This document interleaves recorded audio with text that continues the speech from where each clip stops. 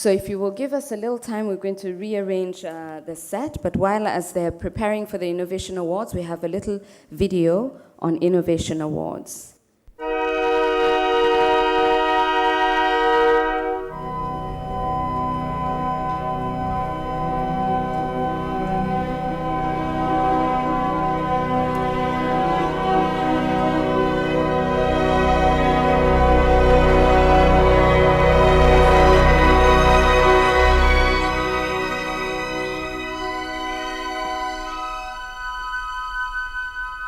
I was born 100 years ago, 1911. Another important thing happened that year. 3 companies took a bold step and created the Computing, Tabulating, Recording Company. And the world was about to get a whole lot smarter.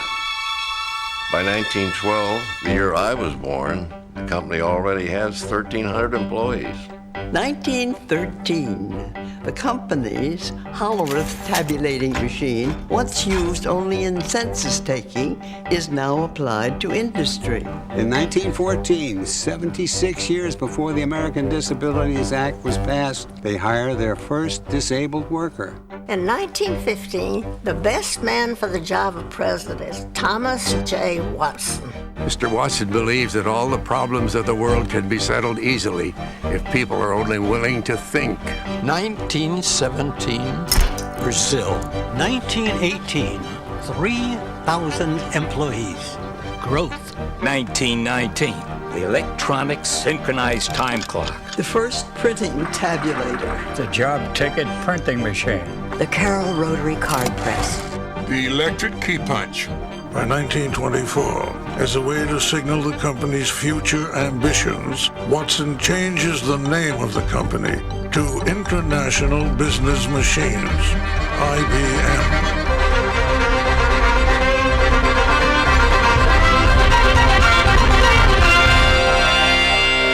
In 1925, a tableware manufacturer installs the first IBM tabulating machine in Japan. Tabulating machine technology is so reliable. It's used well after the invention of the computer.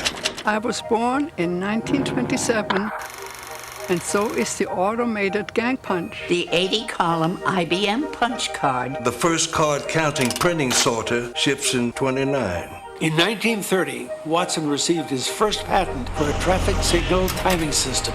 1931, IBM introduces the automatic multiplying punch, the automatic reproducing punch, the first motor drive duplicating punch, and the first automatic summary punch. 31 was a big year for punches. In 1932, IBM starts an education department for employees and customers. The numeric printing tabulator. In 1934, IBM introduces group life insurance in the midst of the Great Depression. In 1935, IBM opens the first professional training school for women. 1936, Social Security. Many believed it wouldn't exist without IBM. It's called the biggest accounting operation of all time. 1937, IBM China. In 1938, millions of children first hear the phrase, "Please fill in the bubble completely," thanks to the IBM 805 International Test Scoring Machine. 1939, IBM demonstrates an early form of email at the New York World's Fair. 1940, a vacuum tube that processes information thousands of times faster than ever before. In 1941, IBM hires Dr. Michael Supa to make its products more usable by the visually impaired. Dr. Supa was blind. IBM believes in cultivating and developing the best talent in the world. That's why we introduced the Disabled Employee Training Program in 1942. In 1943, Ruth Leach becomes IBM's first female vice president. 1944, the Automated Sequence Controlled Calculator. The first Watson Scientific Lab opens in 1945 at Columbia University. T.J. Lester, IBM's first black sales representative, is hired in 1946. By the late 40s, IBM products are being used in 79 countries around the globe. They're really growing. The selective sequence electronic calculator, the first computer that could modify a stored program. The card-programmed electronic calculator. 1950, IBM's in Israel. In 1951, we started work on the IBM 701, the world's first mass-produced computer. It's the machine that carries us into the electronics business. In 1952, IBM Chairman Thomas J. Watson hands the reins over to his son, Thomas J. Watson Jr., and the modern corporation continues to evolve. In 1953, Watson Jr. issues the company's first equal opportunity policy letter. The Civil Rights Act comes over a decade later. I was born in 1954. That same year, an IBM computer translates Russian into English. A first. 1955年、IBM の702電子データプロセスマシンが誕生しました。1956, RAMAC. 1957, Fortran. Watson Jr. hires the best architects and designers in the world to work with IBM. Good design is good business. More affordable and easier to use than anything before it, the IBM 1401 is the first computer in the world to sell 10,000 units. 1960, the Stretch Computing System. 1961, la machine à écrire électrique, Unicorn. In 1962, IBM develops the Sabre reservation system for American Airlines. What once took hours can now be done in real time. The following year, in one of the riskiest decisions ever made in business, Watson Jr. bets the future of the company on the IBM System 360.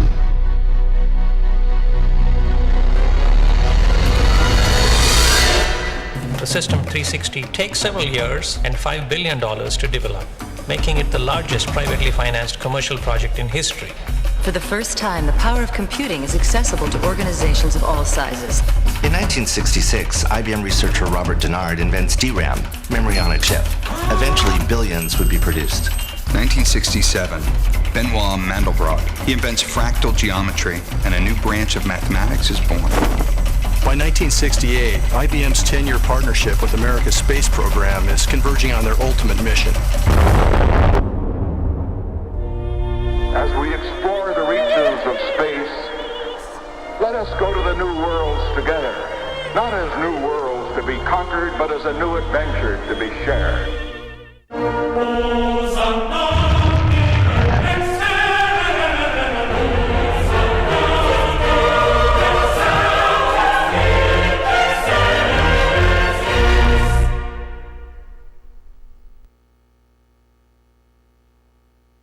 Good morning. Welcome to the ICT Innovation Awards for 2014 here at Connected Kenya Summit. This is the most exciting part of the program. We're here this morning to honor entrepreneurs who are using innovation in information, communication, and technology to take Kenya towards the Vision 2030. I'm your host, Andrew Meme from IBM. Alongside UNDP, IBM is the lead sponsor for this ceremony, along with UNDP. So today we are here to celebrate innovation. But what is innovation? Has its definition changed over the years? For the last few years, Kenya as a country has attempted to identify how best to take advantage of innovation in order to create new economic opportunities. It is my belief that we have come to the point in our journey when we start to rethink our definition of innovation and how we intend to take advantage of it going forward. So here, to tell us more about how we can align those hopes and aspirations to a more realistic development agenda, I want to welcome Wilmot Reeves from UNDP to come on stage. Thank you very much. Good morning, colleagues. Cabinet Secretary, ICT Authority, Dr. Fred Matiang'i, members of government here present, members of government from the East African community, members of the ICT industry here present, distinguished ladies and gentlemen. I feel truly honored to be here today to be part of the Connected Kenya Summit 2014. Since 2009, the summit has grown in numerical strength in terms of attendance, and is today one of the leading fora on technological innovation that Kenya has become well known for in the region and the world beyond. In fact, Kenya has become known as the new Silicon Savannah of Africa, and the interface between technology and development is one which is being uniquely blended and grown in the country.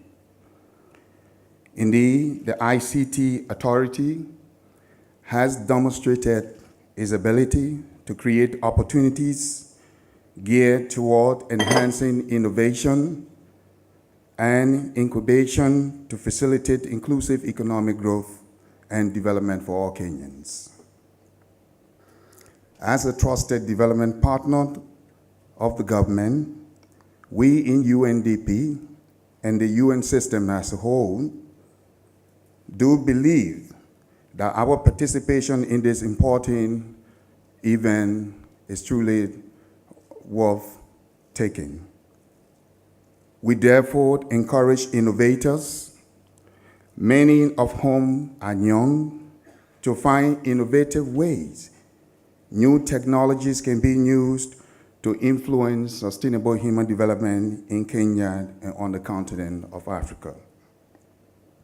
We are aware that many of these technologies are available to provide solutions to problems that we face in our world today.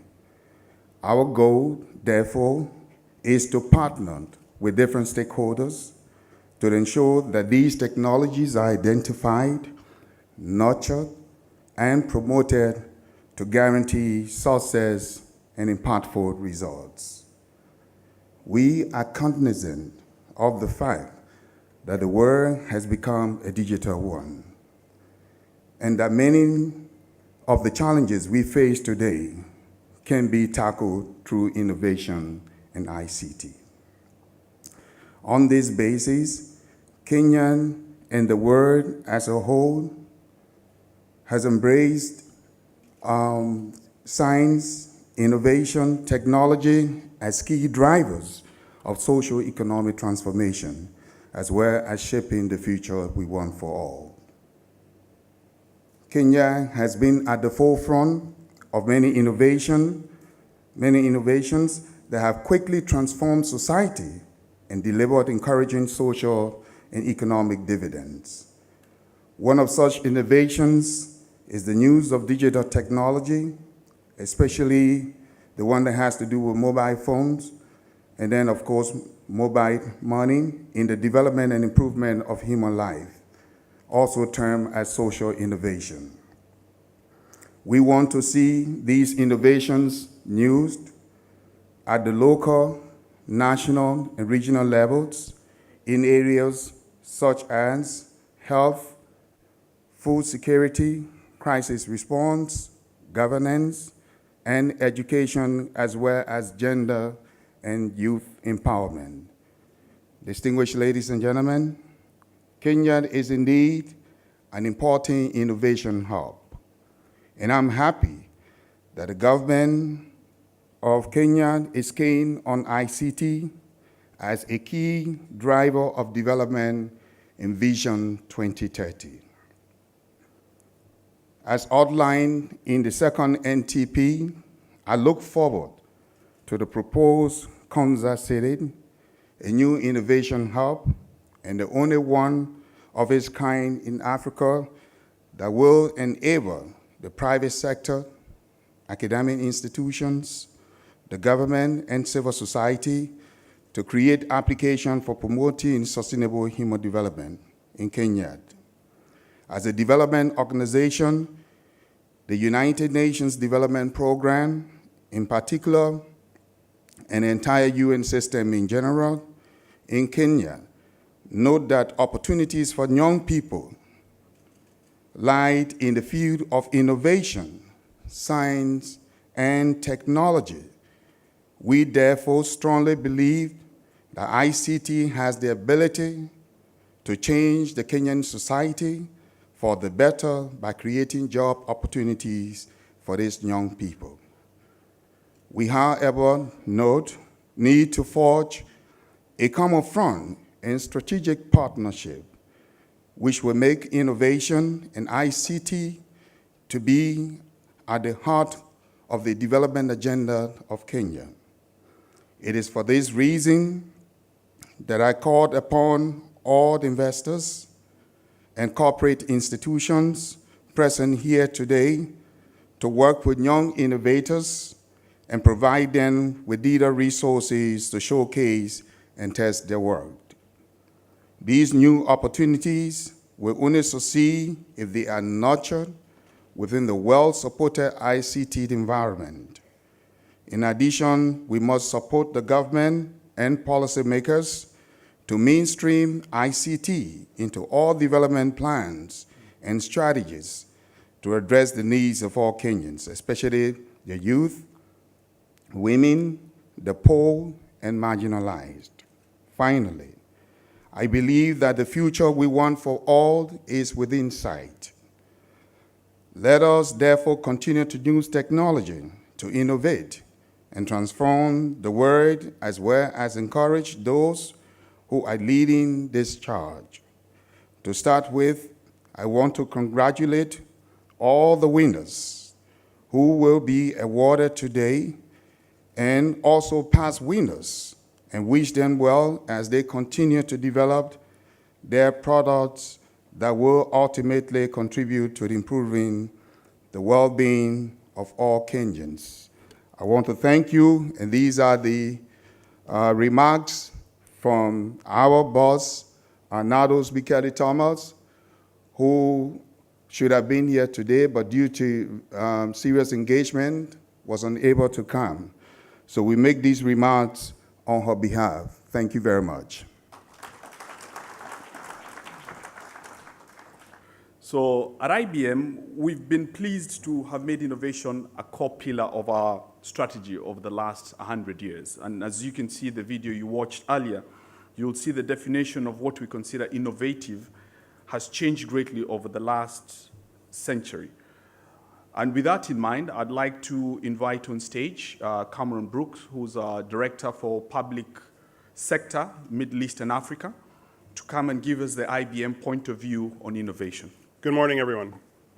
This is an exciting part of the event as we celebrate innovation. Innovation is an important topic, so please indulge me as I spend a few minutes talking about innovation, why we need to innovate, and some of the aspects for innovation in the government. Why do governments need innovation? Or why are they enabling innovation? There's really a number of challenges that governments face here in Africa, especially in Kenya. These are all drivers for innovation. We think about globalization. Kenya is facing competition not from across Africa, but across the globe. How does the government need to enforce new systems, new technologies to enable that? Citizens are increasingly looking for engagement with government. They're looking for ways to understand what is happening within the country, within the region, and how the government is responding. Growth is rampant. Infrastructure is being developed. Innovation and new systems are needed to help traffic systems, water systems, roads, infrastructure, energy grids, all to enable the growth that is needed in this region. Demographics in Africa are different. A number of young people are growing up, so there's needs for education systems, access to education, access to healthcare, social programs. These are all areas, again, that can have innovation needs. Environmental concerns are also of interest in Kenya with respect to weather, water, systems that are able to conserve renew, recycle, all of these will enable Kenya to be on the world stage. And finally, growing threats to stability and order, both from natural phenomena, storms and weather events, to man-made terrorist activities. Again, this is an area also that has a need for innovation. So whether it's a city, a region, or the country itself, innovating along these areas will enable the government to have Kenya be an economically vital and attractive part of the world. As governments encourage innovation, we can characterize this in 3 dimensions in the ICT area.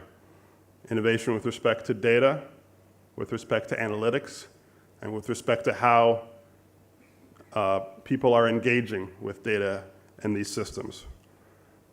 Data can be collected from external and internal sources. There are ways needed to integrate the data and to secure the data so that it's not vulnerable to threats and hacking. So once you have the data, what do you do with it? You need to analyze it. You need to turn it into a better decision. You can turn it into a prediction. The fact that we have data and analysis is letting us perhaps eliminate the need for guessing, eliminate guessing. And finally, systems that can think and learn in the era of cognitive computing become the final method of turning this data into something very, very powerful. So once you have the data and the analysis, how do you engage with it? Do you need to leverage a cloud infrastructure? Do you need to engage with it through a mobile platform? Or are there ways of social and other engagements that are going to help allow the data and the analysis to have access to the entire population? So actually, we've heard about data a lot at this event. In fact, we would claim that it's the new natural resource for a smarter planet. And our model of this is the four V's: volume, velocity, variety, and veracity. So volume of data is enormous, in the order of zettabytes by 2020. A zettabyte is a 1 followed by 21 zeros. This data is coming from tweets, from images, from videos. There's 12 terabytes just of tweets daily, just from Twitter alone. So a huge volume of data. The data is variety, it's unstructured. It's in emails, it's in pictures, images. So how do you make sense of the data that it's not in nice, clear tables and tabular forms? The data is coming at us at an extreme velocity. Everything is becoming instrumented, everything is connected, RFID, sensors, all of these devices are generating data and it's coming at us very, very fast. But veracity, can you trust this data? 1 in 3 business leaders don't trust the information that they're provided with. So how do you make sense of it? How do you distinguish between the data that is valuable and the data that is just extra or untrusted? So clearly innovation is required in turning this data into something meaningful, mining it, refining it, and delivering it. Governments have a responsibility because they're owners of data themselves. So many governments are moving to an open data model, including Kenya. And we have a methodology that we describe here on how governments are moving to open, from closed to open. And many governments are moving along this curve from the lower left to the upper right. And some governments may not need to be completely open, or divisions within governments may not need to be completely open. Think of in the public safety and security area. Clearly data there does not need to be open. However, even moving that data a little bit up the curve can have benefits. Think of the benefits of integrating data within a government from immigration, police reports, and perhaps traffic cameras to apprehend criminals. So just moving slightly up the curve within government can have added benefits, as opposed to siloed data, restricted, proprietary, and locked up. In the area of engagement, we've seen multiple examples already, and I think some of the awardees themselves are doing work in this area. Social engagements are allowing citizens and governments to interact in new ways. The example here is a JAM, an open collaborative discussion that was recently held in Nigeria, hosted by the Minister of Finance, to have a discussion on the budget, an open discussion, a social engagement. And there are many ways of leveraging mobile and social in the form of apps that enable citizen services, apps that allow people to access data, and apps that enable a better government-to-citizen interaction. So now that we have data and we have a way of engaging with the data, the final leg of the stool is the analysis of the data. We can make better decisions, we can get more predictive, as I said before, but finally, advancements in technology have enabled us to reach the era of cognitive computing. Systems that learn and think and react to patterns. One such system is Watson, which we've developed at IBM. And I'm pleased to be part of the ecosystem here in Kenya, because we are going to play a role in this innovation in Kenya through Watson. We're not only bringing Watson to Africa, but we're bringing Watson to Kenya. We're developing a Watson system based here in Kenya. And we're building an ecosystem around Watson, an ecosystem that will enable development and business opportunities in areas such as education, healthcare, resources, and agriculture. You'll be hearing more about this very soon from IBM, but we look forward to being part of this exciting and innovative future for Kenya. Thank you.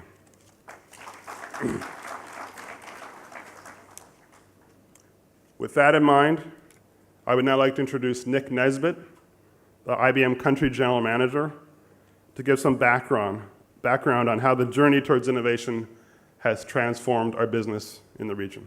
I thought Cameron was going to say something about my leg. For all of you who are worried about me getting up the stairs, I made it. Innovation here. Thank you, and good morning, everybody. To the Cabinet Secretaries, I'm not sure where we sit. To the Cabinet Secretaries from Kenya and Rwanda, Permanent Secretaries, distinguished guests, ladies and gentlemen. And I think all ladies and gentlemen are actually distinguished, so let me just say distinguished guests. Welcome to the 2014 Innovation Awards, and we are greatly honored as IBM to be here today being part of this momentous occasion. We recognize the most innovative companies in our country this morning, and we recognize the ideas that could shape the future of our country. As you will hear from the chief judge of the awards shortly, this was the first time the competition has generated over 200 entrants, and it was one of the most competitive events many of the judges had ever had the opportunity to judge. And also for the first time, we saw a lot of entrants who talked about the counties and what innovations these companies could bring to the counties. So we're particularly excited to host these awards this year because we've spent a great deal of time over the last 5 years thinking how we can nurture innovation in Kenya. This evolving innovation ecosystem that we have here, that many people write about, is actually far deeper and broader than many of us know. And this Innovation Awards ceremony today is an opportunity for us to get to peer into that ecosystem. So we in Kenya, or Kenya is quickly being known and written about as an innovation hub in Africa. And I think, or many people think, that we're becoming home to some of the most technologically advanced solutions on the planet. In particular, those that are germane and pertinent to Africa. And I think this comes for many reasons, which I'll get into shortly. But as a result of this innovation, Deloitte recently published a study that said the IT spend in Kenya next year is going to be up around 85 billion shillings, which is actually more than the government allocated last year to the development of the agricultural sector. So it's a significant amount of money being spent in IT. And I think the innovation that we're going to see from these companies are going to tap into that. So over the last few years, IBM has invested heavily in supporting or developing the ingredients to make this environment work. And as you saw in the video, we only got to 1969, by the way, the number of innovations every year was growing. And what you'll see towards the end is that almost hockey stick increase. And we expect to see the same in Kenya. But when we talk about some of the innovations and some of the products, some of the solutions we brought to Kenya, for the first time outside of South Africa, IBM launched what we call a Client Innovation Center, which is at our head office off Lanana Road, at which developers, business partners, and others can come and play and test the technology and meet with like-minded people. And for the award winners, let me extend an invitation that you can also come and use that facility as you choose. Beyond the Innovation Center, we've also invested in the 12th IBM Research Lab in the world. This is the first one in Africa, and that is at the Catholic University in Langata, where we have partnered with the university and are working hard on developing solutions to some of the grand challenges that we face in Africa. In addition, we're working very closely with universities, and we are developing a wider ecosystem around learning with what we call the Africa Institute, which upskills business partners, companies, university students in key areas of technology. So we also actively seek to build talent in new areas of technology by exploiting the capabilities that we have globally and bringing that all to Kenya and transfer those skills and those learnings to students, entrepreneurs, and others. For example, we have a software skills enablement program which we're using to expand the talent base in areas that are very germane, very pertinent to even many of the discussions we've had today, areas such as big data, cloud computing, and mobile services. The mainframe. Just last week, we sent 2 Kenyan students to New York to be part of the 50-year celebration of the mainframe. The challenge that the students were given were to program the mainframe and do something innovative. The leader in the world, the person who came first, was a South African. Out of the dozens and dozens of students that went to New York, a Kenyan came 7th. So a top 10 position in programming a mainframe from a Kenyan who only touched a mainframe for the first time in January 2014, and he came 7th in the world. So when we talk about skills that are available here, it is just incredible. And so our goal is to make sure that we're able to nurture and develop that talent. Ironically, you might have also, I don't know if ironically is the right word, but you might have actually read the Business Daily yesterday, and there was an article about the mainframe. And even though it's 50 years old, the main thesis of the article was the mainframe is just about to get started when we talk about cloud analytics and so on. It is important to note that none of these developments would have been possible if we did not have the right environment for growth and investment. The government in Kenya has been a key partner in creating this enabling business environment for the technology sector in Kenya.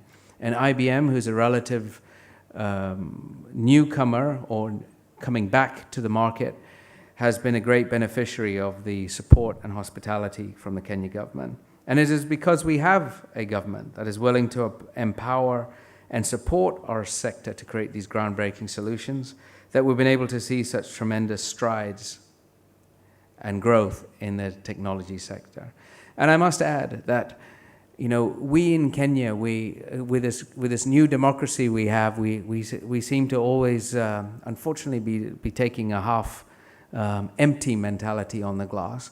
But it is incredible to see the support we get. We just had a quite intimate conversation with the Cabinet Secretary and his PS and the ICT Authority around innovation and around support and around the role that industry can play in setting the agenda, and then also actually getting the work done and respecting the invitation from the Cabinet Secretary to hold the government accountable for achieving results.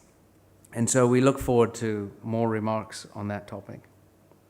So in front of me, as you'll shortly be able to see for yourselves, are the creators of a number of solutions that will help the country continue to meet its objective to use technology to leapfrog developed markets, to leapfrog existing incumbent technology and create new economic opportunity and raise our country's competitiveness.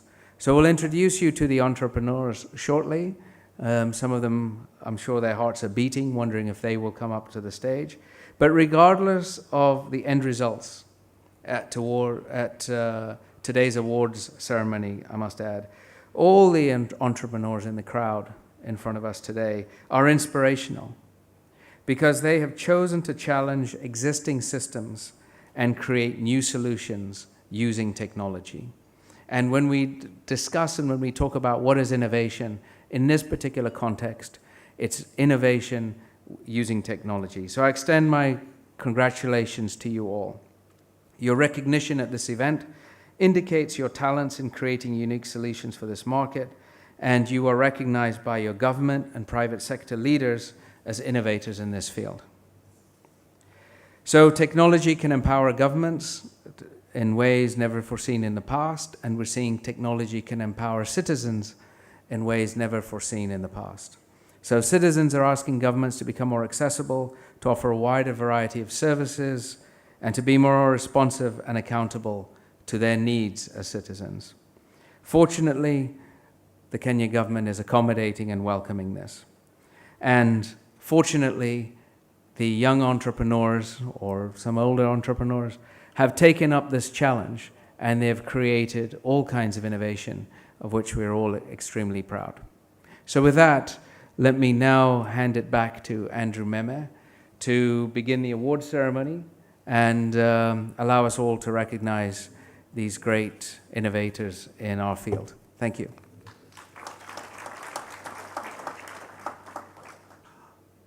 Just before we get started, I'd like to introduce, to welcome on stage, the Chief Judge of the Innovation Award, Mr. Daniel Obam. Please come on stage.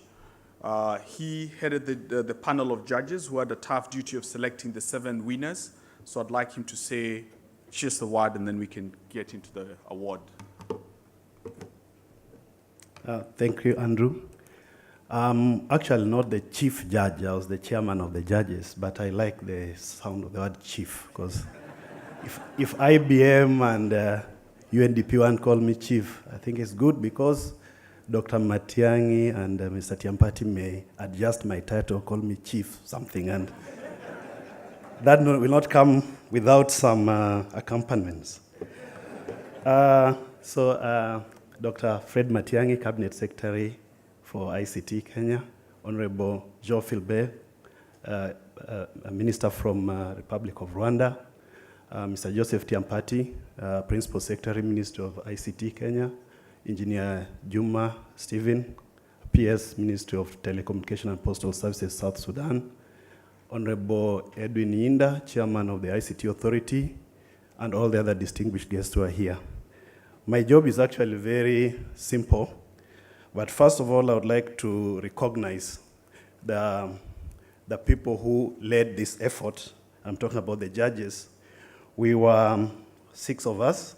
First is Mr. Corey Wiggett from IBM. I don't know if he's here. As I mentioned your name, kindly just stand up so that you can be recognized.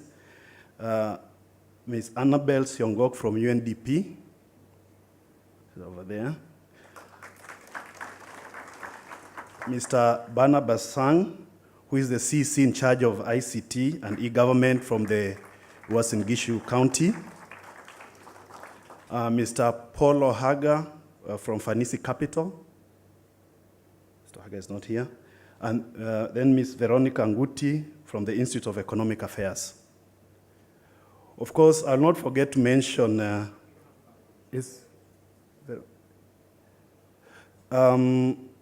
Kaburo Kobia, who put us on a very straight line and made sure that we did our work within 2 days. So what happened is that we were provided with a list of 56 entrants to evaluate. And we went through all the 56 applicants one by one, individually, based on the criteria that were given by the ICT authority. One of the criteria was that the product must have been in the market for at least 6 months. The products that did not meet the criteria that were given, we looked through them, but we did not evaluate them.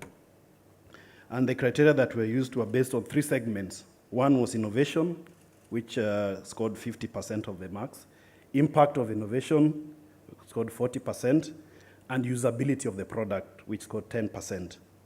Then the segments were broken further into specific criteria as follows. Under innovation, we evaluated whether the solution was innovative enough. Secondly, whether it was in line with Vision 2030. And thirdly, whether the innovation actually used ICT. Under impact, we considered whether the innovation clearly addressed the Vision 2030 sector, or the sector falling within the 3 pillars of Vision 2030. We also looked at whether the innovations would have an impact on the end user and the benefits and relevance of the innovation. And we also evaluated how well the innovation was communicated to us. Under usability, we looked at the user friendliness of the innovation by actually trying to use it ourselves as the judges, and whether there was potential for greater adoption of the innovation. So each one of us scored, gave the scores under those different categories. Then we aggregated the scores. Then the scores were weighted to ensure that the innovations were able to meet all the requirements. So, for example, if somebody scored heavily, say, in line with Vision 2030, they don't get all the marks if it was not user-friendly. So after going through the 56 applications and applying the criteria I've described, we came out with a list of 12 finalists whose names you'll be presented with today. So on a final note, we received many of those entries were quite good. They're from software companies providing solutions with very clear business needs. In our view, these solutions were good, but not innovative enough in the sense that we are looking at them. These solutions were already readily available. We could see a very good solution, but using the experience of the panelists, we saw that they were addressing segments that were already addressed in the market, but they stood out from the way they were presented to us. So perhaps in conclusion, we'd like to suggest to the ICT authority that they expand the awards going forward so that we could consider some of these innovations. For example, have something like the best ICT innovative company of the year. And lastly, we also noted that many of the innovations came mainly from Nairobi. Majority of them came from Nairobi. Now that we have the CECs in charge of ICT in the counties, perhaps going forward, we also need to try and encourage more entries from the counties. And with that, I've presented to you the criteria that we use to evaluate. I would like now to hand over to Andrew to start the award process. Thank you very much for your attention.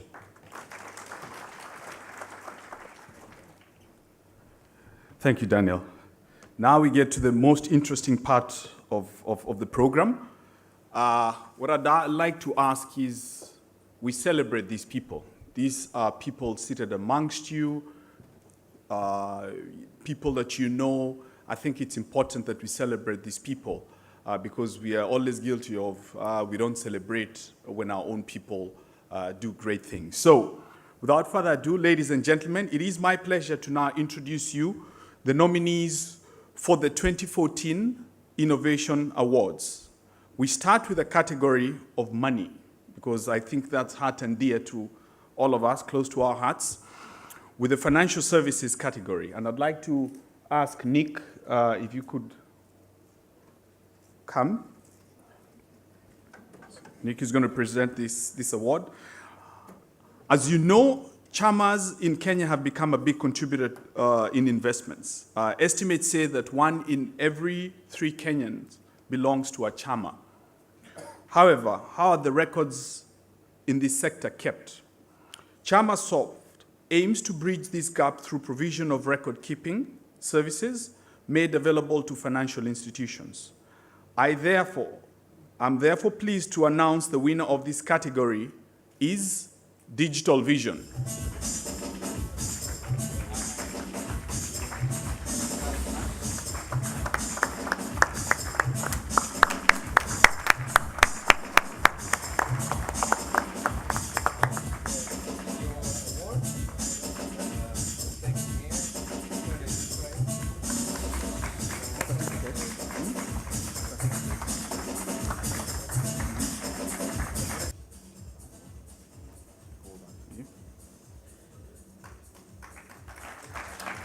A round of applause, please, for ChamaSoft. Thank you so much.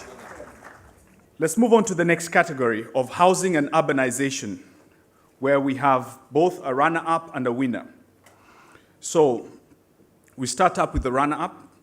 If there's one thing we all think about on a daily basis, it is traffic. Traffic is getting progressively worse, and the actual IBM's commuter pain survey finds Nairobi is the 4th most worst commute in the world. We all know the problem, but how do we solve it? This next company has found an innovative way to use technology to extract data in order to understand our traffic jams better. The winner of the runners-up prize in the housing and urbanization category is Flashcast.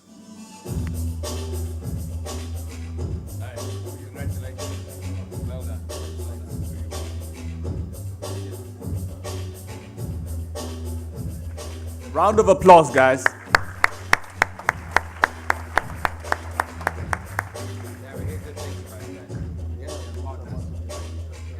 And now for the winner of the housing and urbanization category. And just like Flashcast, this solution tries to resolve traffic issues. So it just tells you how these people are solving real-time problems. One of the major causes of traffic in Nairobi is carelessness, dangerous driving. This company has developed a solution that aims to help users promote road safety by sharing information on the directions and also alerts authorities on the road conditions. And this will inform the best infrastructure design. I welcome Soft Technology for Mathri route, the winners of the 2014 Housing and Urbanization Award on stage.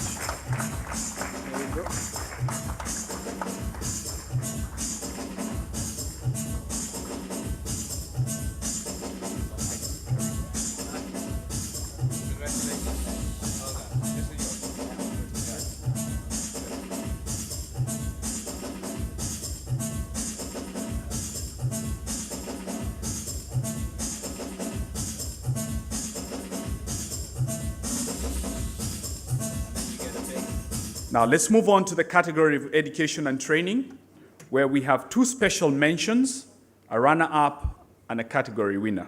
I'd like to ask Wilmot Reeves on stage from UNDP to come on stage to present these 2 awards. I'll start with the special mentions for now. Our first special mention goes to Shahihi, which is a product that specializes in education vertical, using social media to provide an exclusively educational digital document library organized by course document types such as lecture notes, revision questions, and case studies and tutorials. Let's give a round of applause to Shahihi.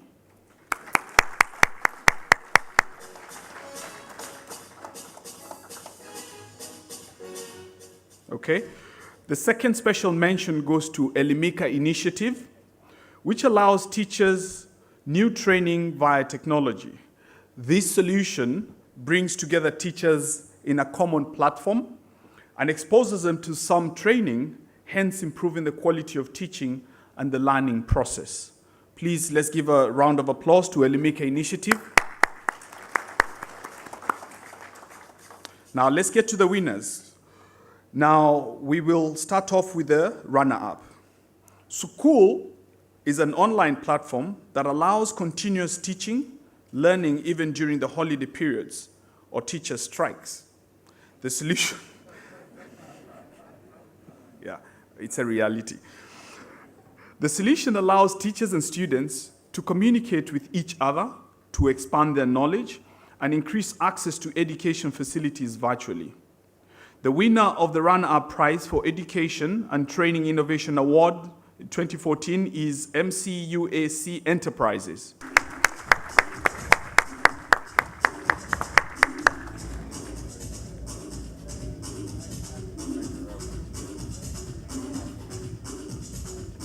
Now let's move to the winner of the Education and Training category.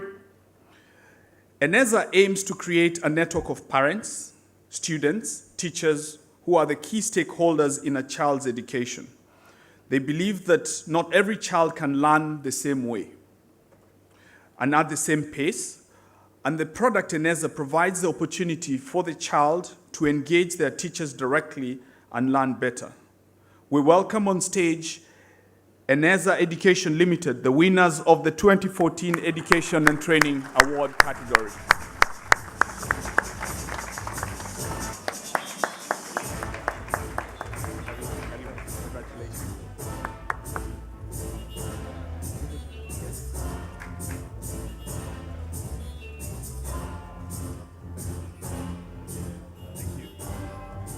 Ladies and gentlemen, there is a severe lack of widely available, good quality agricultural information training in the country, despite an increase in the investors in this sector. Farmers are stuck doing things the way they learned years ago, usually from parents, and more often than not, it's incorrect information. The extension service is riddled with problems and does not reach a significantly useful portion of the population. Shamba Shape-Up allows farmers across the country to access good farming practice via the television sets. We welcome media company on stage, the winners of the 2014 Agricultural Innovation Awards. Welcome.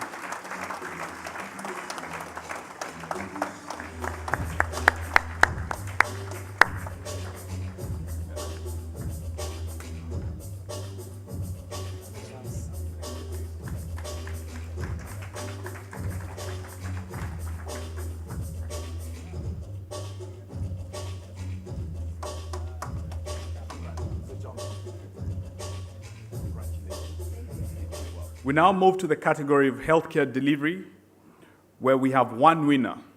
I'd like to welcome John Courier on stage from IBM to come and present this award.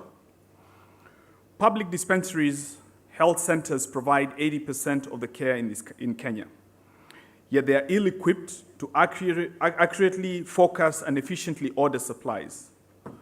Microclinic Technologies, working with KEMSA for the solution ZD, aims to decrease errors and non-compliance, which typically result in delayed orders for drugs.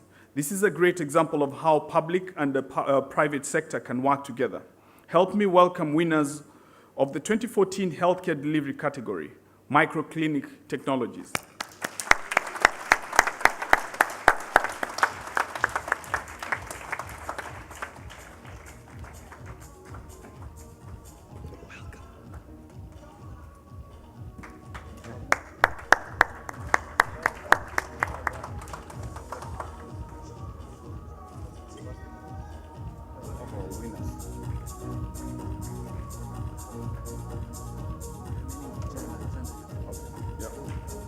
Thank you. Congratulations.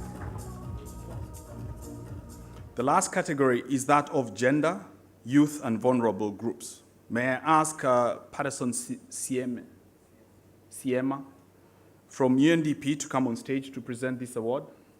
Apologies. Haki, a mobile game series aims to capture the eyes and the hearts of over 8 million people in Kenya who are under 35 and who use their mobile phones regularly. Through the Haki series, they intend to ensure that the themes of awareness, cohesion, peace, and tolerance are visible to the youth. We welcome on stage the winners of the Gender, Youth, and Vulnerable Groups Innovation Award for 2014, Afros.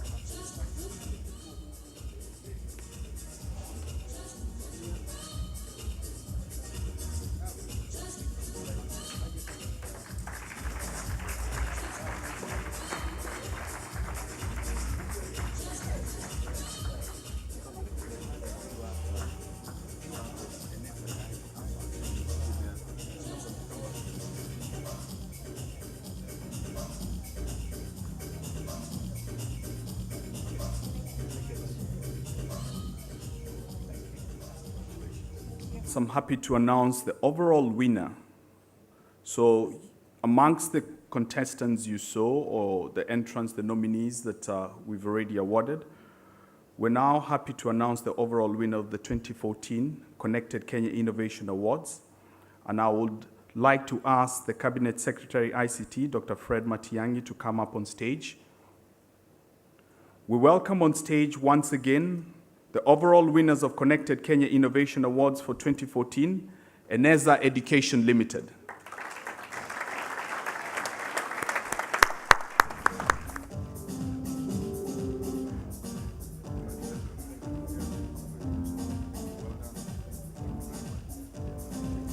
I would like to ask, fortunately, to ask the Cabinet Secretary, ICT, Dr. Fred Matiang'i, to come up on stage to give us some closing remarks.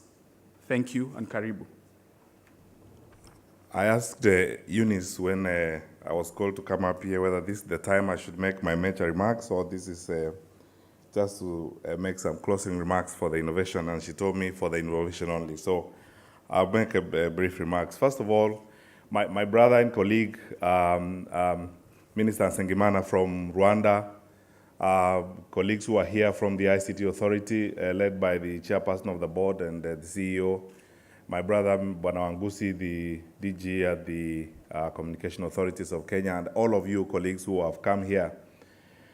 What we have just witnessed here today is a demonstration of what we all know, that Kenya is the home of innovation, and it's the home of talent. The $6 million question, or the most important question for all of us, has always been, how can we support more innovation, and how can we invest in scaling up this innovation so that we affect and transform the lives of our people? We've had several conversations recently with a broad range of actors on this particular issue. And frankly, if there's something we need to pay attention to, even we as government, is how do we best maximize the innovative talent and capability within the borders of our country. I want to congratulate the winners, first of all, and wish you well, and hope that you can put more effort in scaling up and ensuring that the solutions that you've come up with, of course, continue to transform the lives of our people. Secondly, I want to thank the sponsors and all of you who have supported us in this, IBM, UNDP. I'm so grateful that the sector in this country enjoys tremendous support and faith from institutions and people who are willing to invest resources in it. We would like to promise on our part as government, and it's true, as Nick said, that we are not only committed, but we are determined to do whatever it takes within the limitations of resources and whatever other challenges we may be having to ensure that we do our best to provide the right policy environment, the supportive infrastructural framework, so that investments can thrive, innovations can thrive, and so that the sector can grow. We do not want just to be talking about the ICT as a sector being an enabler and a critical part of our Vision 2030. We want to live the talk in the policies that we take, in some of the actions we take. And shortly, when I make my remarks, I'm going to make certain promises and even certain targets that we ourselves as government have given ourselves, that we want to ensure that we not only grow and increase our budgetary allocations to ICTs, but ensure that we govern the sector better so that we can maximize all the opportunities that come with this. I thank my colleague Obam, Chief Obam, for the time being. Mr. Tiambati and I will consider what chief something we will make you as we carry on. But you know, Obama and your colleagues who participated in evaluating these entries, we want to thank you for taking your time and for the good work that you continue to do. All of you, including one of my favorite young people, Kaburo, who's here at the ICT Authority, who have done a tremendous job in making this happen. I thank all of you, and I look forward to conversing you one more time during the next session. Thank you.